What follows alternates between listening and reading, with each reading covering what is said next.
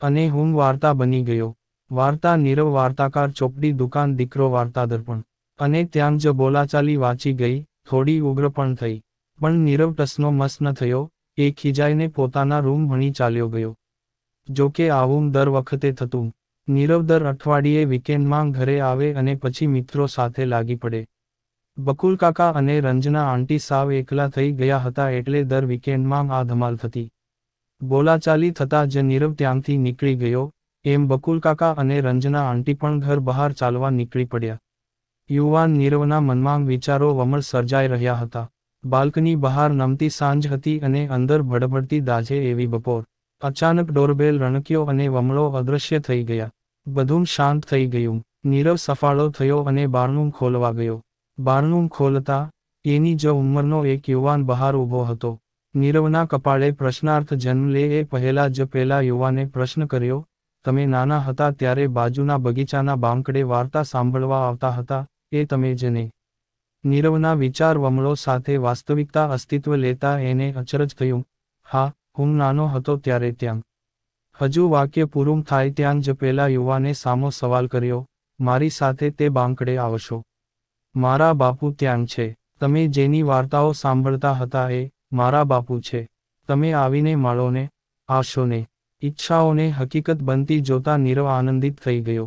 પણ, આ તો સાહેબડો, શહેર જઈ ભણી ગણી આવેલો નીરવ હતો, એટલો નાદાન નહોતો કે પેલા માણસ માટે આમ દોડી જાય. એણે પેલા યુવાનને સામો સવાલ કર્યો, પણ, તું મને કેવી રીતે ઓળખે? અને આજે અહીં અચાનક, મારું ઘર કેવી રીતે ખબર?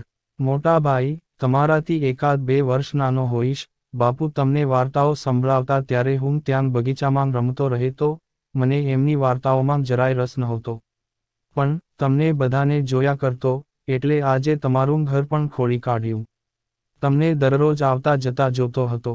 મોટા ભાઈ, બધાને વાર્તા સંભળાવતા મારા બાપુ આજે ખુદ વાર્તા બની ગયા છે, એમને કંઈ જ યાદ નથી, એમને એવી બીમારી થઈ છે. 3 વર્ષ જેવું થયું હશે, એકાદ વર્ષ તો દવા કરાવી પછી હું એમને લઈને એ દરેક જગ્યાએ જાઉં છું અને એ દરેક વ્યક્તિથી એમને મળાવું છું જે એમના ભૂતકાળ સાથે જોડાયેલા છે. બસ એ જ આશાએ કે ગઈકાલ સામે આવે તો આજ યાદ આવી જાય. ચાલો ને, મહેરબાની કરો. નીરવની ચતુરાઈ અને હોંશિયારી સામે પેલા યુવાનના અવાજની ભીનાશ જીતી ગઈ. ઘરના કમાડ બંધ કરી નીરવ પેલા યુવાન સાથે ચાલી નીકળ્યો.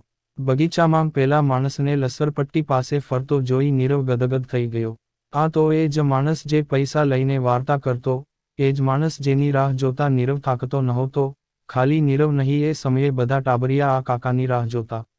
એ ધીરેથી એમની પાસે ગયો, અને વાતો કરવાની શરૂ કરી. ભૂતકાળની ઘણી બધી યાદો તાજી કરવાનો પ્રયત્ન કર્યો પણ નિષ્ફળ. પછી એક વાર્તા શરૂ કરી. પેલા માણસ પ્રત્યે એની સહાનુભૂતિ વધતી જતી હતી. સાવ નાનું બાળક હોય એમ પેલા માણસને પણ એની વાર્તા સાંભળવી ગમતી હતી, એ વર્તમાનથી સાવ અલાયદો લાગતો હતો. છતાં આશાની એક શલાકા જન્મ લેતી હતી. એ દિવસની છેલ્લી વાત કરતા નીરવે દાણો દાબ્યો. પેલા માણસને એણે કહ્યું, તમે દરરોજ અહીં આવો, હું તમને દરરોજ વાર્તા કહીશ, પણ પૈસા લઈશ. કોણ આપશે પૈસા? તરત પેલો માણસ બોલ્યો, આ મારો દીકરો છે. એવું એ કહે છે, બધો ખર્ચો પણ મારો એ જ કરે છે. તને પણ પૈસા એ જ આપશે, યુવાન દીકરાને આપશે ને? પેલા યુવાને પણ નમ આંખે હા કહી. દર અઠવાડિયે નીરવ આવતો અને એ માણસને વાર્તાઓ કરતો. આમને આમ વાર્તાઓના વંટોળમાં દિવસો સમાતા જતા હતા. દર વખતે કંઈક યાદ આવવાની આશા જન્મ લેતી અને પછી, નીરવે છેક 1.5 મહિને એક શનિવારે પેલા માણસને અધૂરી વાર્તા કરી અને કહ્યું, વડીલ, કાલે મને આ વાર્તાનો બીજો ભાગ અને અંત તમે કહેજો. કાલ આજ થઈને આવી. પેલા માણસે વાર્તાનો બીજો ભાગ અને અંત નીરવને કહ્યા. નીરવ ખુશ થઈ ગયો, રાજી થઈ ગયો અને બોલ્યો, બીજું કંઈ યાદ આવ્યું? કંઈ પણ? પેલા માણસે શૂન્યમનસ્ક ભાવે પૂછ્યું, શું? બસ ત્યાં જ નીરવનો ઉત્સાહ ઠંડો થઈ ગયો. શાલાકાઓની સેર વેરવિખેર થઈ ગઈ હતી. એ અકળાયો, અરે 15 દિવસ થયા, કેટલી વાર્તાઓ કીધી, થોડી તમારી તો થોડી મારી. તમારી વાર્તાનો અધૂરો ભાગ તમે જ કીધો જે તમે વર્ષો પહેલા મને કહેલો, તો તમને કંઈ યાદ કેમ નથી આવતું? કેમ યાદ નથી આવતું? કેટલાય પ્રયત્નો કર્યા છતાં પણ તમે ત્યાંના ત્યાં જ. શું થયું છે તમને? આમ બધું યાદ આવે અને આમ નહીં. મૂર્ખ છો કે મૂર્ખ બનાવો છો? નવલોહિયા નીરવની અકળામણ ચરમસીમાએ હતી. અલ્યા, મેં ક્યાં કીધું કે હું બધું ભૂલી ગયો છું, મને કંઈ યાદ નથી. નીરવને શાંતિથી સાંભળ્યા પછી નિરાંતે પૂછાયેલા પેલા માણસના પ્રશ્નએ નીરવને અવાક કરી દીધો.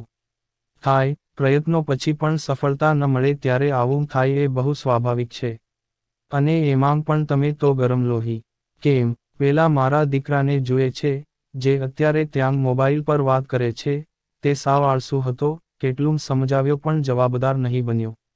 તારી જેમ હું પણ આમ જ અકળાયો હતો એના પર અને મારી જાત પર પણ.